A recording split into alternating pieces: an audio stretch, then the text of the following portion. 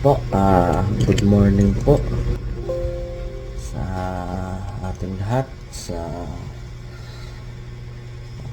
mga maagang gumising. Magandang umaga po.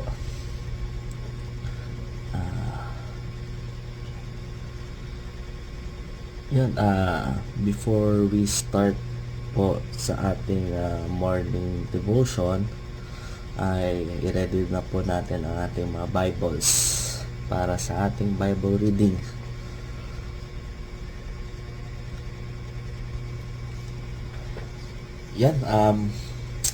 Before tayo magsimula, magkakaroon po muna tayo ng panalangin upang gabayan tayo sa ating devotion ngayong umaga. So samahan niyo po ako at ipikit po natin ang ating mga mata at i-feel natin ang presensya ng Panginoon. At yes, Panginoon, maraming salamat sa blessings na binigay mo sa panibagong araw. Truly, ikaw ang aming Diyos, Panginoon, because binigyan mo kami ng chance to have another day to listen, to read, and to know your word, Panginoon. Lord, guide us with your Holy Spirit, be with us, and maraming salamat. In Jesus' name we pray. Amen. Amen. So ang Bible reading natin ngayon ay Judges chapter 16 verses 22 to 31. Nabuksan po natin ang ating mga Bibles to Judges chapter 16 verses 22 to 31.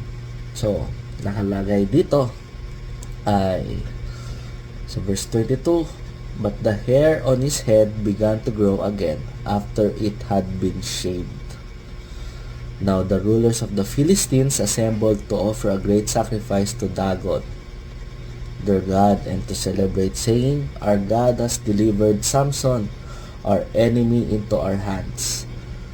When the people saw him, they praised their God, saying, our God has delivered our enemy into our hands. The one who laid waste our land and multiplied our slain. While they were in high spirits, they shouted, bring out Samson to entertain us. So they called Samson out of the prison, and he performed for them. When they stood him among the pillars, Samson said to the servant who held his hand, put me where I can feel the pillars that support the temple, so that I may lean against them. Now the temple was crowded with men and women. All the rulers of the Philistines were there, and on the roof were about 3,000 men and women watching Samson perform. Then Samson prayed to the Lord, Sovereign Lord, remember me. Please, God, strengthen me just once more, and let me with one blow get revenge on the Philistines for my 2 eyes. Then Samson reached toward the 2 central pillars on which the temple stood, bracing himself against them, his right hand on the one and his left hand on the other. Samson said, let me die with the Philistines. Then he pushed with all his might, and down came the temple on the rulers and all the people in it. Thus he killed many more when he died than while he lived. Then his brothers and his father's whole family went down to get him. They brought him back and buried him between Zorah and Eshtaol in the tomb of Manoah, his father. He had led Israel 20 years. So, in the book of Judges ay sa binasa natin ay ang story ni Samson. Sa may bandang dulo na siya. Nakalagay sa title sa Bible is The Death of Samson. So, in the book of Judges, God raised leaders to called judges to rescue Israel, and one of them was Samson. So kilala naman natin to si Samson. Ay God gave Samson an incredible strength to fight Israel's enemies, kundi yung Philistines.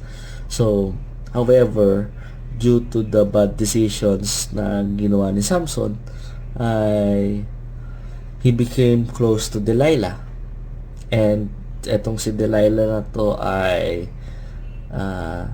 she tricked him into revealing the secret of his strength. Sinabi niya kung ano yun, kung saan nanggagaling yung strength niya. And because of this betrayal, dahil sinabi ni Delilah, so the Philistines captured Samson, and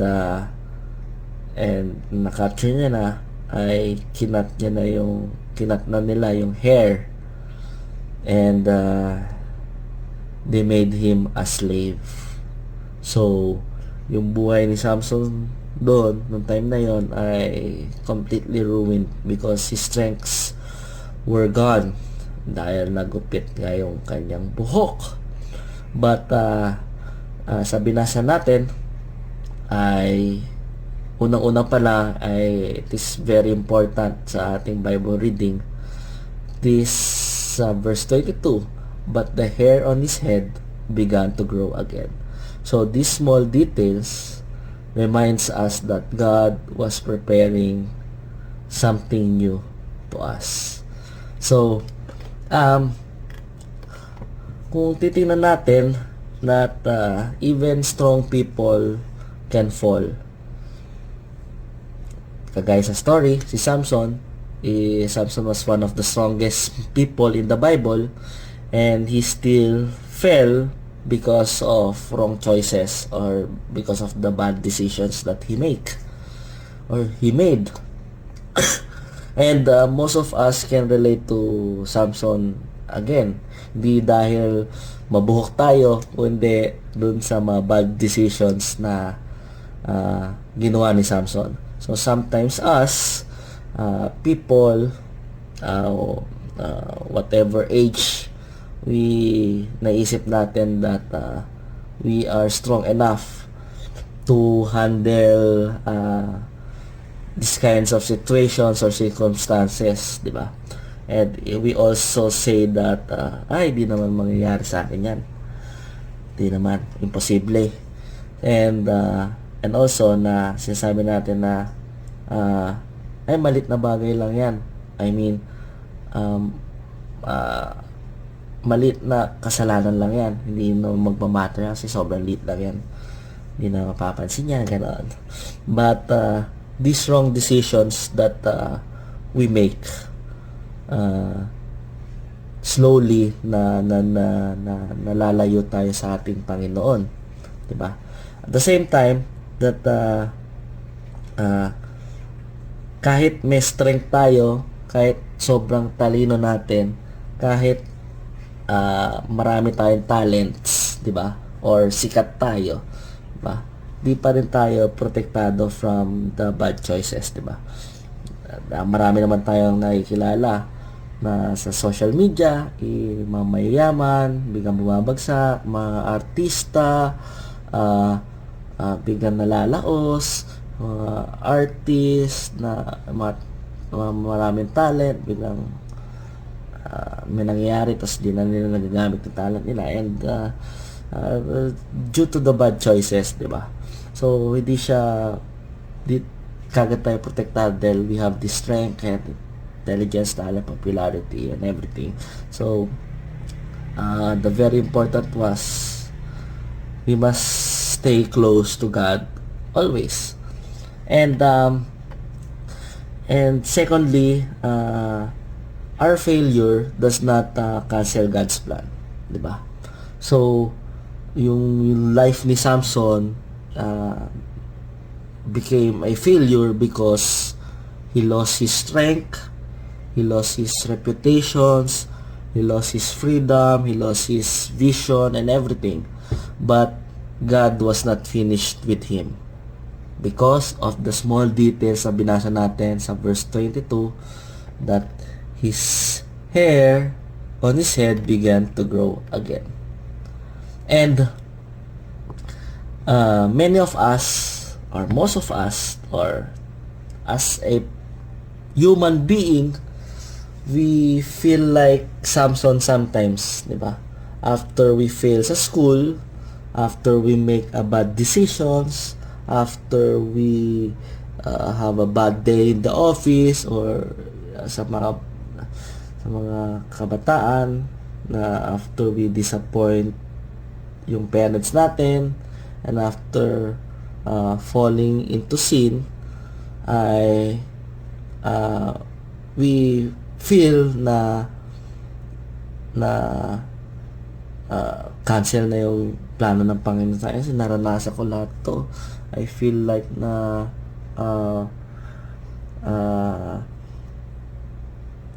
hindi na, wala na sa akin si Lord, di na ako love, or wala na ako sa plano ni Lord.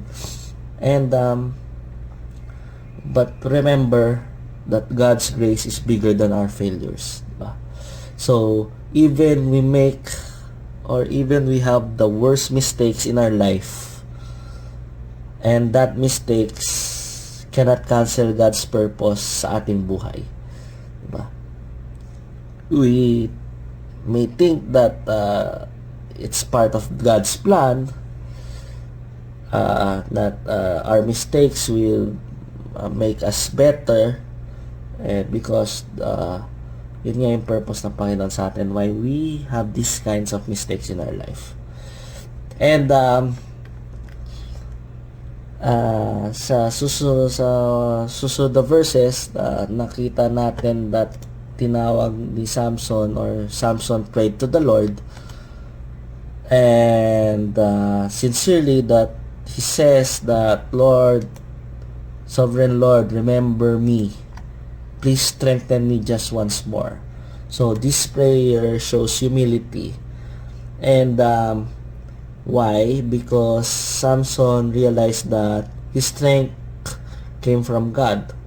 Kagaya na sinabi niya, Lord, please strengthen me just once more. Lord, remember me. So, hindi yung strength niya ay galing sa kanya, kundi galing sa Panginoon. And since Samson prayed sincerely, God answered this prayer. So, his answered prayer, he pushed the pillars, tumba, the building collapsed, marami namatay, kasama siya, and in that moment, Samson defeated more enemies than he had during his entire life. So, ang important lang dun sa nangyari is that when we sincerely turn back to God, He hears us. And one more thing, the last one, is that God can use a broken life. And yung Bible reading natin today, this morning, it teaches us something powerful, that God can still use broken people. Diba? Kung papakinggan natin ang mundo, diba, marami na sinasabi, once we fail, we are finished. And your mistakes define us. Yung sinasabi ng mga the world, it says. But God says to us, once you fail, come back to me. I can restore you. I can still use your life. Just like how He uses Samson after all the failures and the bad decisions na ginawa ni Samson.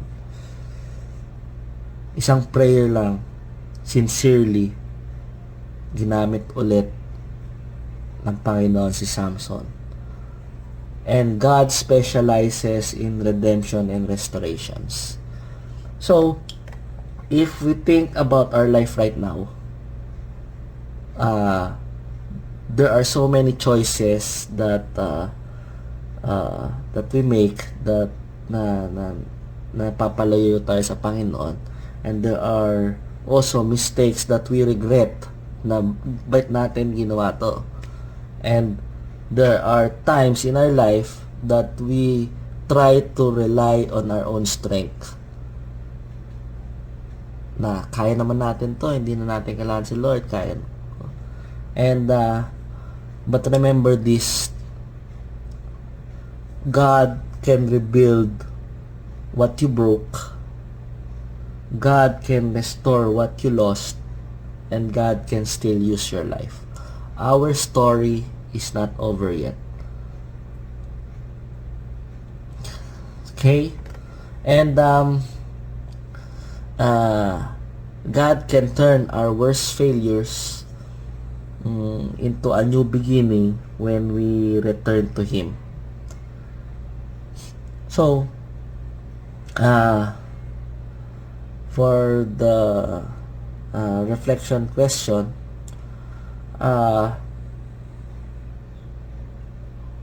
what can we learn from Samson about depending on God? Question number isa lang. And yan. So, let us pray. Lord, thank you so much for this wonderful message, Panginoon, the story of Samson, Panginoon. Lord, thank you that you never give up on us, Panginoon. Even when we fail again and again, Panginoon, ay nandiyan ka palagi sa amin to help us, to restore us, Panginoon. At Lord, help us to rely on you, Panginoon, and not on our own strength, Panginoon. And we pray that we will always trust you whatever happens in our life, Panginoon. Lord, restore our hearts and guide our choices that we make in our everyday lives, Panginoon. Maraming salamat po for everything, and we will always remember that we will always go back to you. Kahit anong gulo ng mundo, Panginoon, ay sa inyo at sa inyo pa rin kami lalapit, Panginoon. Maraming salamat. In Jesus' name we pray. Amen and amen. So, maraming salamat po sa paggising sa umaga to hear and read the Word of God, and na nagagalak ang Panginoon because you give your time ngayong umaga. Yan, God bless us all. See you on Sunday. Bye.